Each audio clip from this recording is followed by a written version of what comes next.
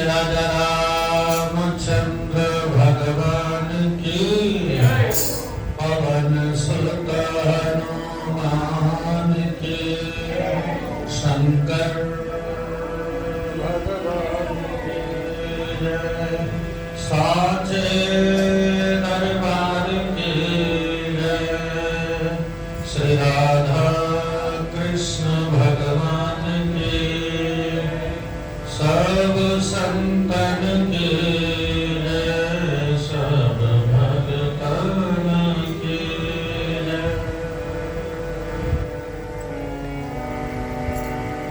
काम क्रोध मद लोभ सब नाथ नरक के पंथ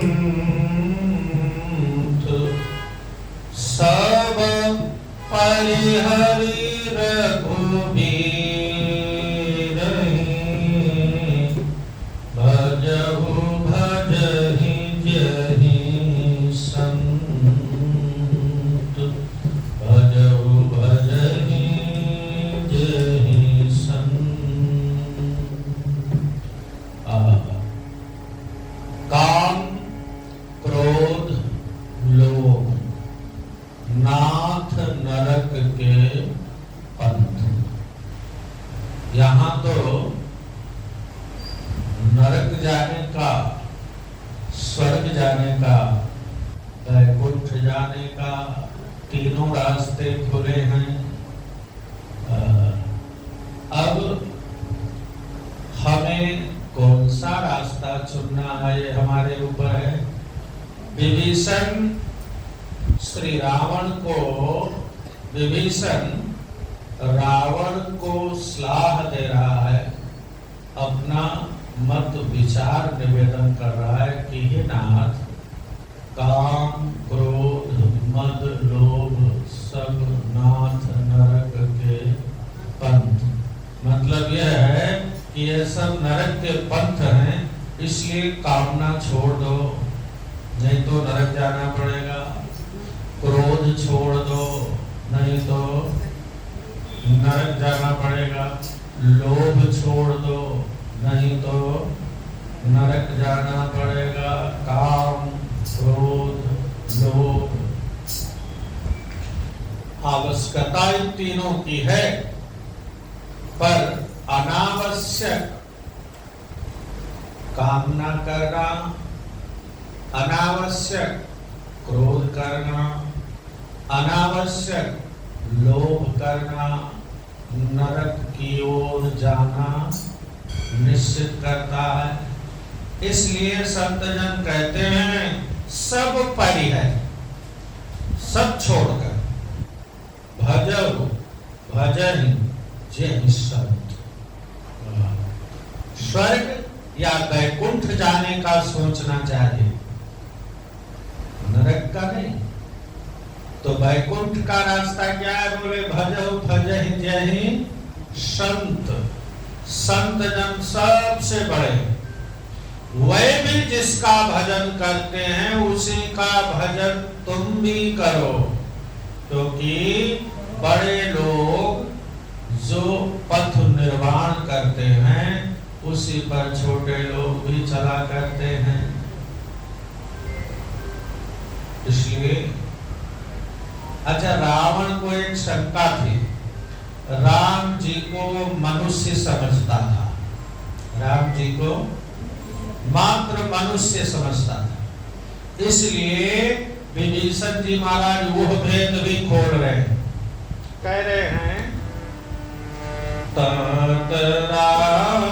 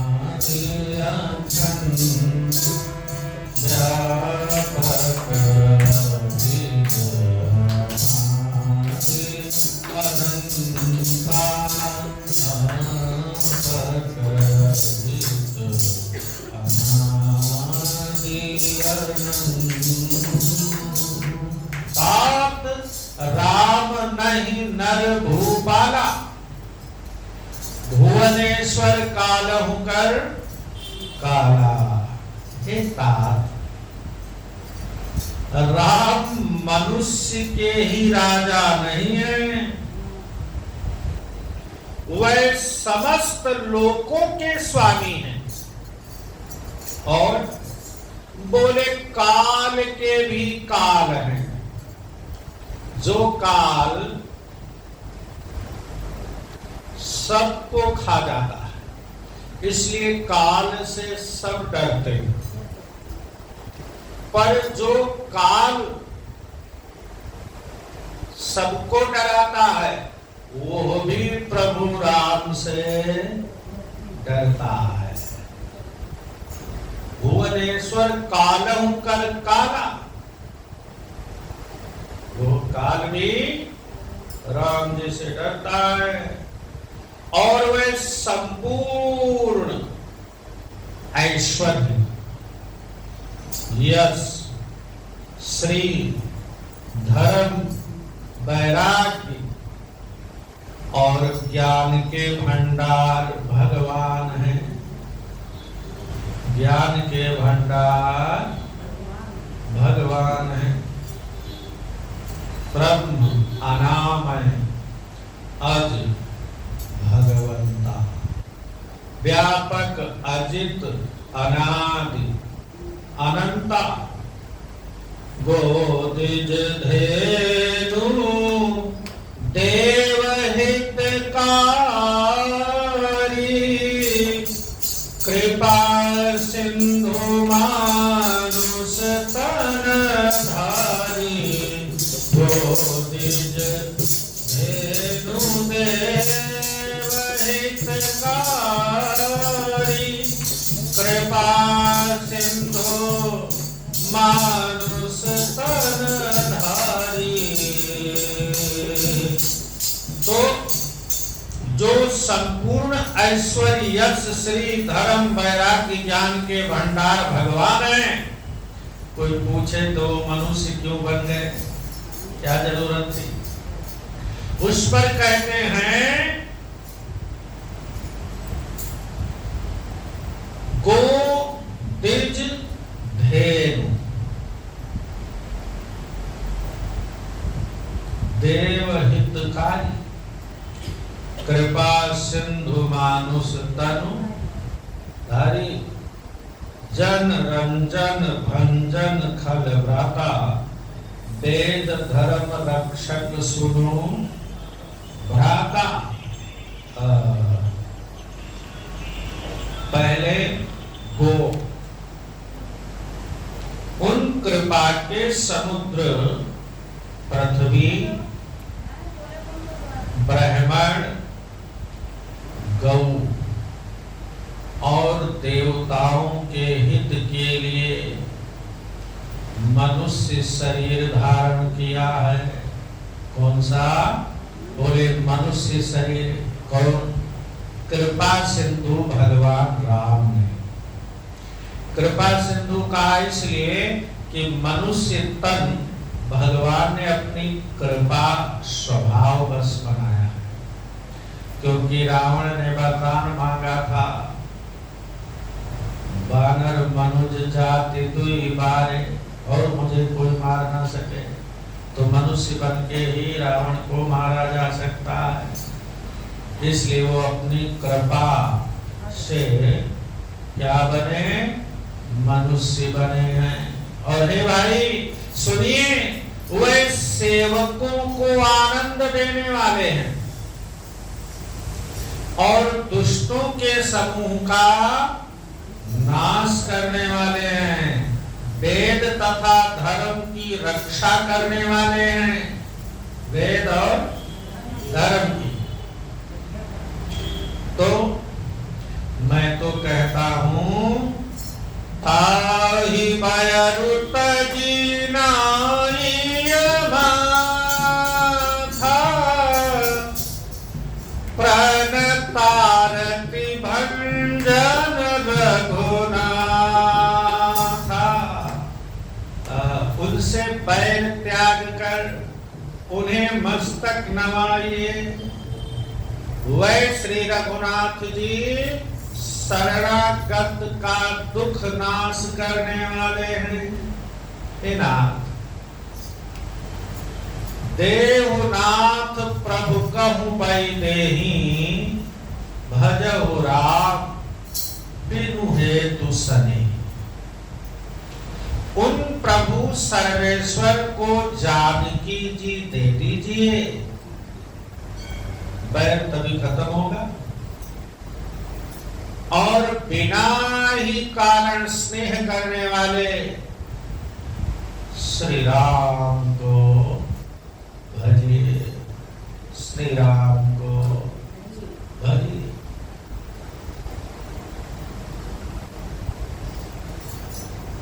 तेरे कोई ना आवे काम, राम को भज रे मन। और बोले सरल गए प्रभु ताहु न त्यागा। रावण कहे कि भाई हमने उनका अपराध किया है, हमें कैसे क्षमा कर देंगे? तो विभीषण उसका भी निराकरण करता है। देखो, जिसे संपूर्ण जगत द्रोह करने का पाप लगा, और रावण तो संपूर्ण जगत का द्रोह करता ही है, शरण जाने पर प्रभु उसका भी त्याग नहीं करते। विश्व द्रोह कृत अघ जयगा, जासु नाम त्रय ताप न सावन, सोई प्रभु प्रगट समोझि जिय रावण। किसने कौन प्रकट हुआ है? जिनके नाम, जिन प्रभु का नाम त्रय ताप न सावन, तीनों प्रकार के तापों का नाश कर देता है। नाम जिनका इतना प्रतापवान है, नाम जिनका इतना प्रभावशाली है कि तीनों तापों का, तीन ताप हैं, दैहिक दैविक भौतिक तापा। राम राज्य का हुई नहीं व्यापा, राम राज्य का हो नहीं। दैहिक दैविक भौतिक त्रिताप, इन्हीं तीनों तापों से जगत में जीव व्यथित रहता है। लेकिन जिनका नाम मात्र जपने से, क्या नाम मात्र जपने से तीनों ताप खत्म हो जाते हैं। और एक बात और बताऊं, गीतावली में गोस्वामी तुलसीदास जी महाराज ने बताया कि सिर्फ 6 महीने नियम पूर्वक आधा घंटा रोज राम राम जपा जाए, तीनों प्रकार के ताप का भय खत्म हो जाता है। राम नाम में इतनी महिमा। लेकिन गजब की बात है, एक सिखावत वैराग्य संदीपिनी में गोस्वामी जी ने लिखा कि और सब कुछ करने में मन लगता है, लेकिन राम राम जपने में मन नहीं लगता। क्यों नहीं लगता? तो बताया कि एक सिखावत सिखाते हैं, शिक्षा एक दूसरे को देते हैं। राम राम जपना चाहिए, राम राम बोलना चाहिए, राम राम कहना चाहिए। आजकल कितने ज्ञान बांटे जा रहे हैं सोशल मीडिया के माध्यम से, सब बांट ही रहे हैं एक दूसरे को। अगर कोई एकाध अमल भी कर ले तो, लेकिन ऐसा क्यों नहीं हो पाता? एक सिखावत जपत नाम, तुलसी राम भजन मह बाधक पाप। तुलसी राम भजन मह बाधक पाप। ऐसा क्यों नहीं हो पाता? हमारा मन राम राम जपने में, राम राम बोलने में, राम राम लिखने में मन क्यों नहीं लगता? क्योंकि हमारे पाप ही उसमें मन लगने। हाँ, दुनिया भर को शिक्षा, जैसे मैं मुझे ही ले लूं, हम रोज शिक्षा बांट रहे हैं, राम राम जपना चाहिए, लेकिन खुद कुछ नहीं जपते, स्वप्न में भी नहीं जपते। तो एक ही एक सिखावत, जपत न आप तुलसी बाधक राम प्रेम महाबाधक पाप। ये हमारे पाप हैं जो आगे आ जाते हैं राम राम कहने, राम राम जपने नहीं देते।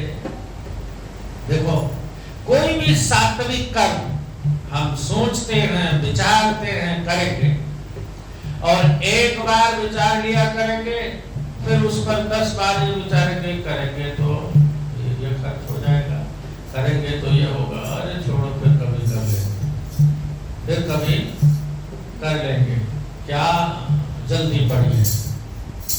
ये सब क्या है? ये सब हमारे पिछले जन्मों के पाप हैं जो हमें सत्कर्म में लगने नहीं देते। जबकि कहा गया, भजले मोहन कन्हैया श्री राम को, पैसा कौड़ी लगे ना बिना दाम को। राम राम आधा घंटा बैठ कर किया जाए काम तुम्हें अकेले में, कितना पैसा लग जाएगा? कुछ भी नहीं। लेकिन 1 घंटा नहीं, 5 घंटा बैठकर अकेले में मोबाइल चला लेंगे, पता ही नहीं लगता। राम राम कहने को कह दे कोई, तो आधा घंटा भी पहाड़ जैसा लगेगा।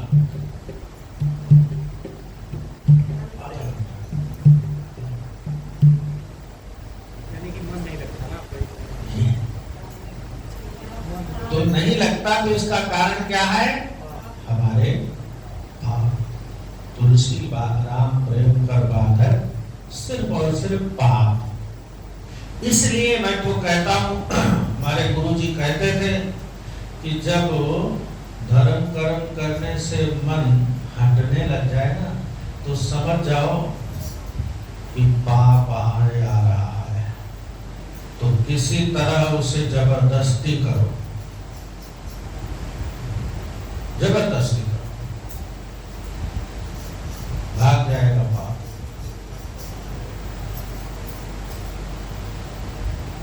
हाँ, समझ जाया करो। एक बड़ी विचित्र उदाहरण तौर पर समझिए।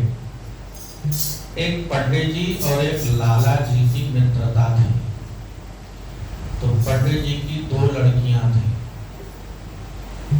विवाह की योग्य हो गई, लेकिन पंडित जी कहीं देखते नहीं थे।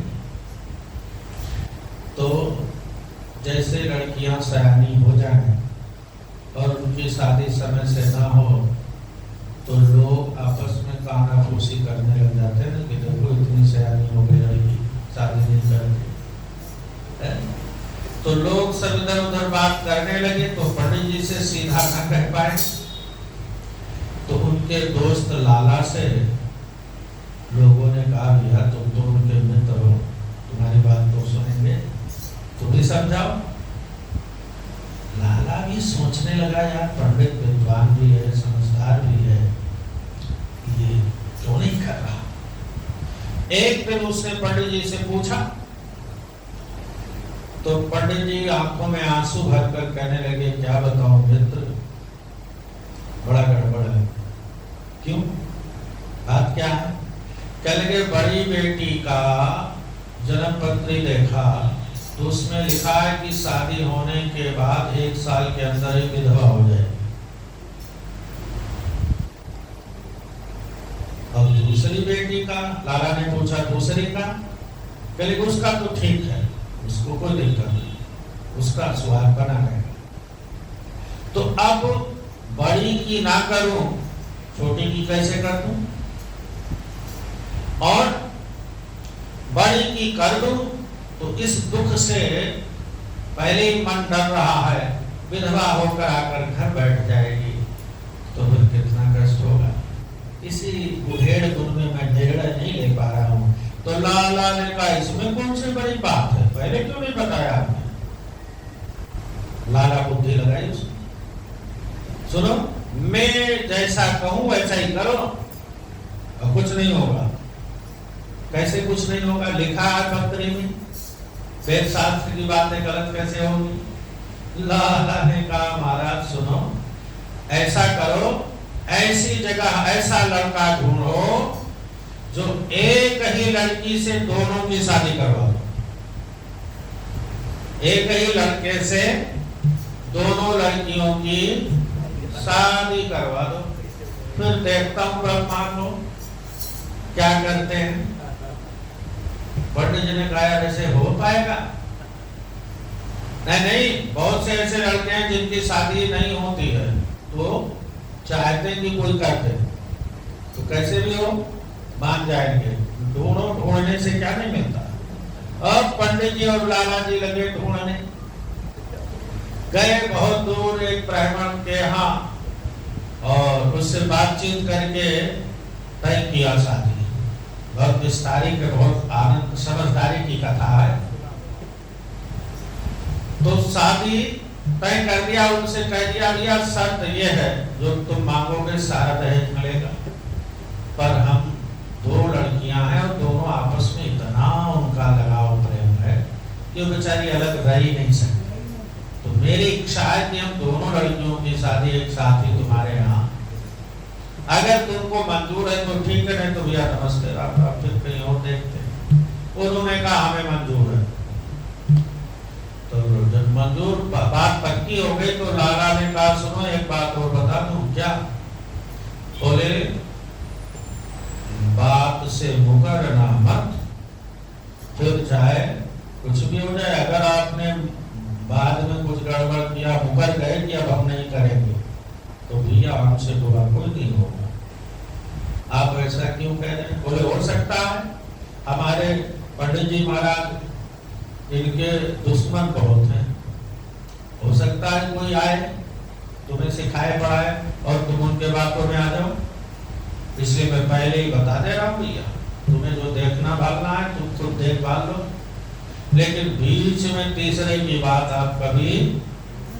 और पंडित जी से भी वापिस जब आए तो पंडित जी से लाला ने कहा कि सुनो ब्रह्मा अड़चन बहुत डालेगा, होने देगा नहीं, तो जैसे ही आकर कोई रोकने लग जाए समझ जाओ ब्रह्मा ही है।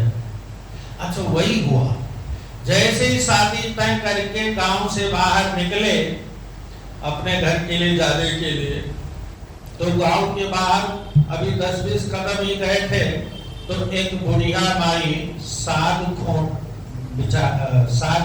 खोट रही थी खेतों में। तो जैसे उनके नजदीक पहुंचे उसी रास्ते के किनारे ही, तो बुढ़िया माई ने कहा भैया आप दोनों कहां से आ रहे हैं?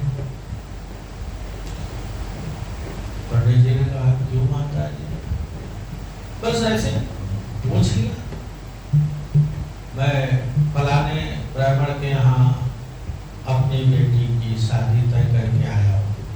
अच्छा उनके यहाँ? मैं नाइन हूँ, मैं तो सबके घर आती जाती रहती हूँ, मुझे तो सब पता ही है।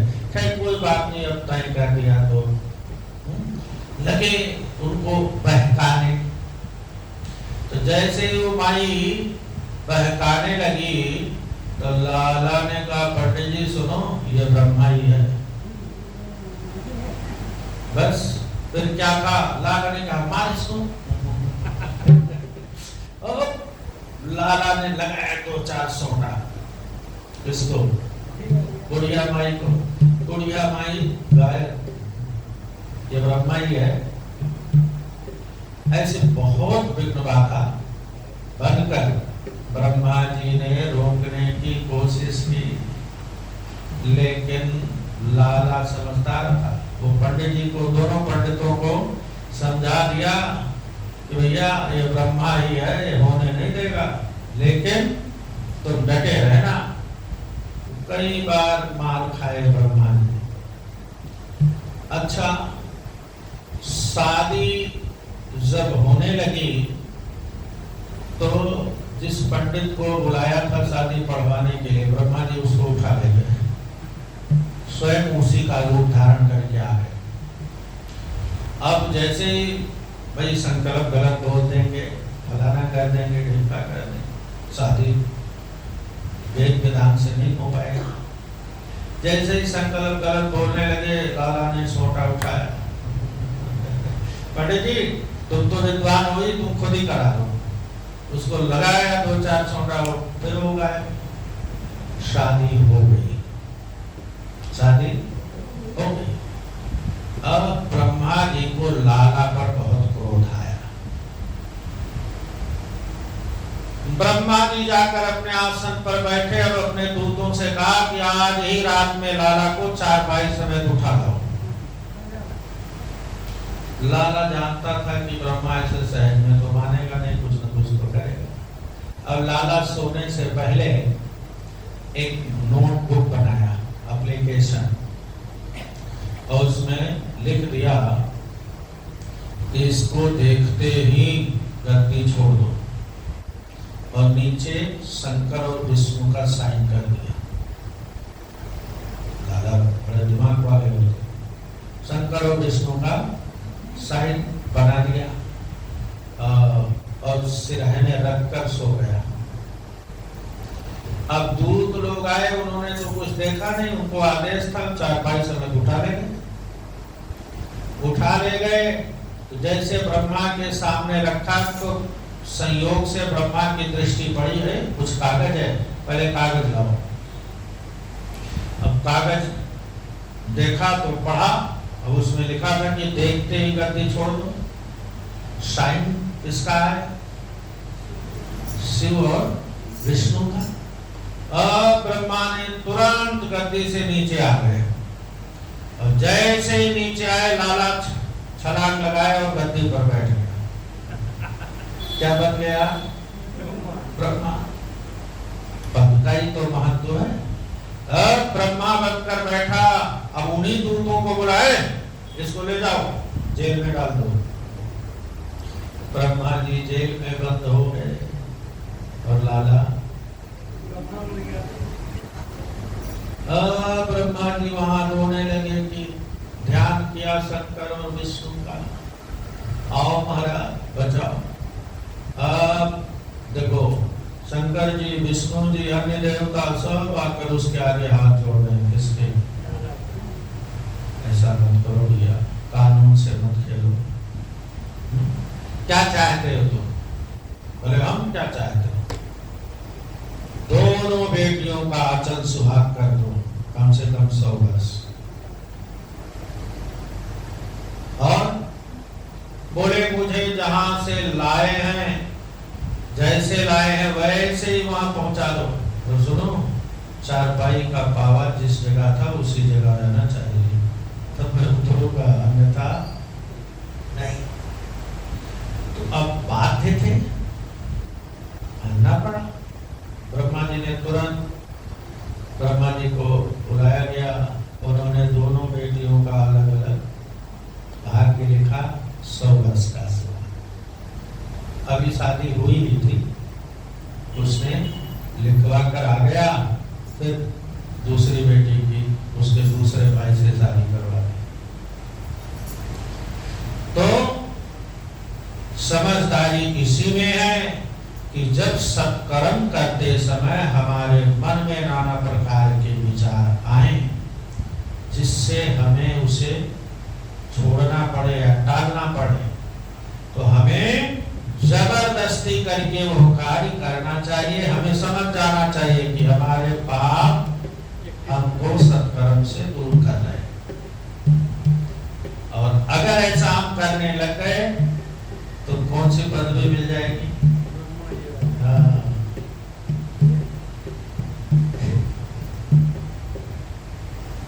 ये बहुत शिक्षाप्रद है।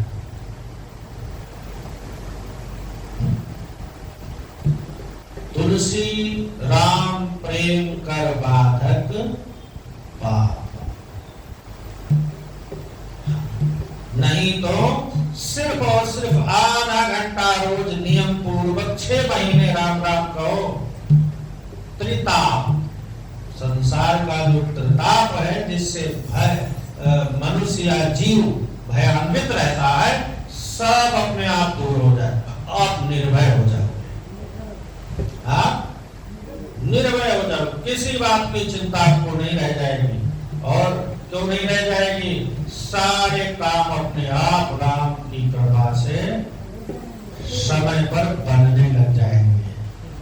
सिर्फ 6 महीने, ज्यादा नहीं, लेकिन नियम तो नियम होना चाहिए। ये नहीं कि जब समय मिले कर लिया, नहीं तो आज का कल कर लिया ना। नियम तो नियम होता है। इसलिए जासु नाम त्रय ताप नसावन, सोई प्रभु प्रकट समुझी जिया रावण। अरे जिसका नाम त्रैताप को नाश कर देता है, सिर्फ और सिर्फ नाम, वही स्वयं प्रभु प्रकट समुझ, वही प्रभु स्वयं मनुष्य के रूप में प्रकट हुए रावण। ये समझ ले, क्योंकि रावण को एक ही शंका थी कि राम मनुष्य, राम मनुष्य। इसलिए विभीषण ने रावण के समकक्ष स्पष्ट रूप से कह दिया कि राम मनुष्य नहीं है, और ये सच्चाई है। कई बार होता क्या है, किसी से पूछो हनुमान जी क्या थे, तो लोग कहेंगे बंदर। क्या थे? सब जानते हैं। तो क्या हनुमान जी बंदर ही थे?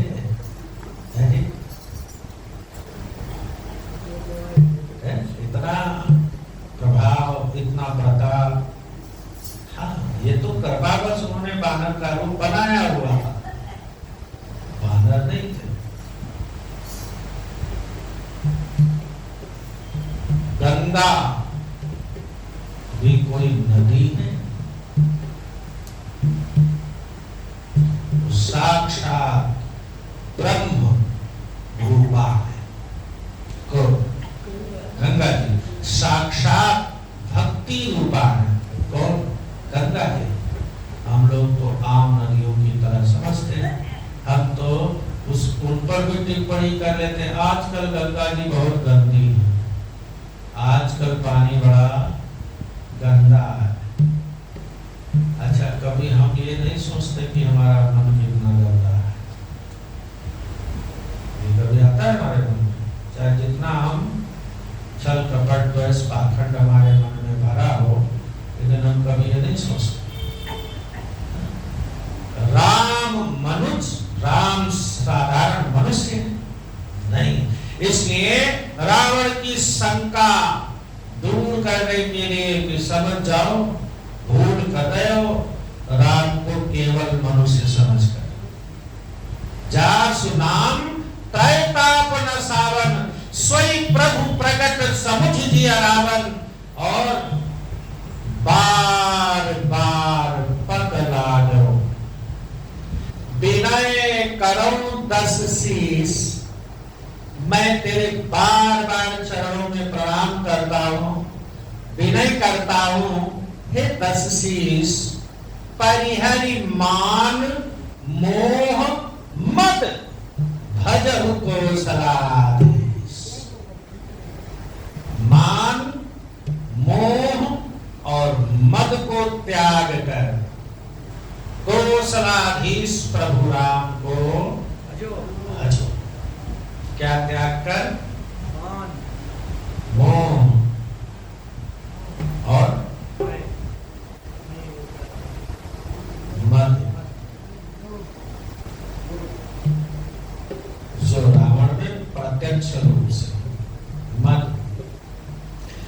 मंदोदरी ने जब समझाया तो हंसकर उड़ा दिया, यही मत है कि हम त्रिलोकी में मेरे अनुचर को देवता लोग सामना नहीं कर पाते, जगत प्रसिद्ध योद्धा मैं हूं, उनकी पत्नी होकर के तो डर नहीं है। ये क्या है? मत। और जानकी को मैं अपना लूंगा, ये है मोह।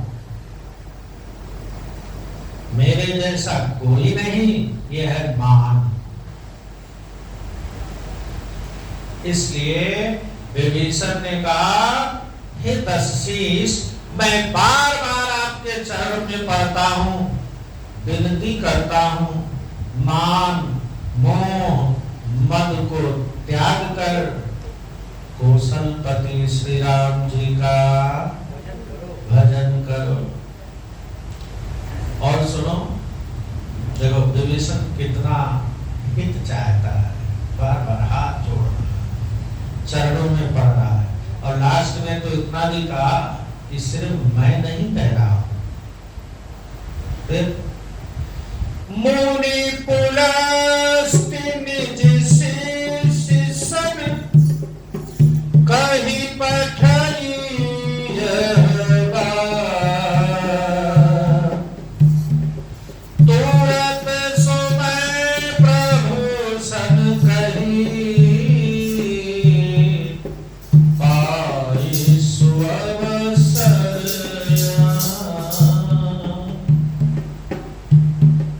इसने कहा है मुनि पुलस्त, पुलस्त ऋषि जो सबसे बड़े हैं,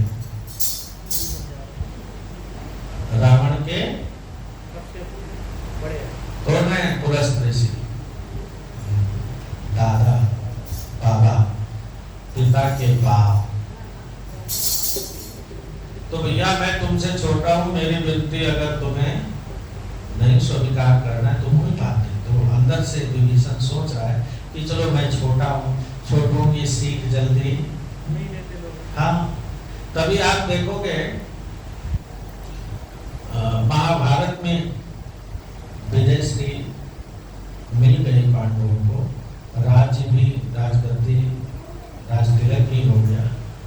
और एक दिन भगवान कृष्ण गए तो धर्मराज युधिष्ठिर मुख मलिन किए बैठे थे, तो कृष्ण भगवान ने कहा, अरे बड़े भैया अब क्यों मुख मलिन किए बैठे हो? अरे तुम्हारी जीत हुई है, तुम्हारा यश तीनों लोगों में फैला है, तुम्हें राज्य सुख मिला, अब तो तुम्हें आनंदित होकर राज्य का सुख भोगना चाहिए। अब आप मुख मलिन करके क्यों बैठे हो, किस चिंता में हो? तो युधिष्ठिर ने कहा, हमारा क्या बात करते हो, यह राज्य मैं कैसे प्राप्त किया है, ये विचार करो। मैंने अपनों का कितना खून बहाया। मैं जब देखता हूं कि मेरे चचेरे भाइयों की पत्नियां विधवा हो गए, इधर उधर आती जाती हैं, मुझे बहुत बहुत कष्ट हो रहा है। वहां पर श्री कृष्ण ने स्वयं नहीं समझाया। क्यों? कृष्ण भगवान ने सोचा कि देखो मैं इनसे छोटा हूं, मैं अगर समझाऊंगा तो बात इनके मन पर नहीं बैठेगी। फिर ले गए भीष्म पितामह के पास। कहाँ ले गए? हाँ, जब कोई सफेद दाढ़ी वाला समझाएगा तो उनको जल्दी समझाएगा, तो भीष्म पितामह के पास ले, अपने ही पिता वसुदेव और देवकी को समझाने के लिए नारद जी को भेजा, कुछ नहीं समझा।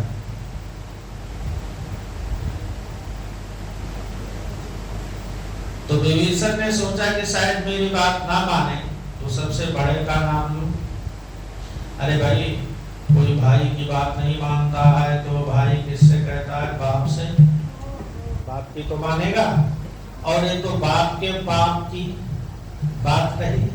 मुनि पुलस्त्य ने जो शिष्य सन, पुलस्त्य ऋषि ने अपने शिष्य को कहलवाकर मेरे पास भेजा था। आज सुअवसर, अच्छा मौका मिल गया। अच्छा मौका क्यों मिल गया? क्योंकि रावण ने स्वयं कहा था कि भाई अपना अपना मत दो।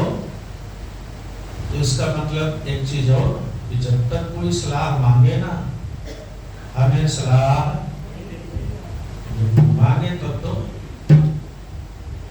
इसलिए आज अवसर मिल गया तो मैंने ये बात कह दी, मैं अपनी तरफ से नहीं कह रहा हूं, तुलस ऋषि का कथन है। इसका तुलस ऋषि का। रावण का एक नाना है, क्या नाम था? माल्यवन। वो भी विभीषण के बातों का समर्थन करता है। बहुत सुंदर चर्चा है। किए जा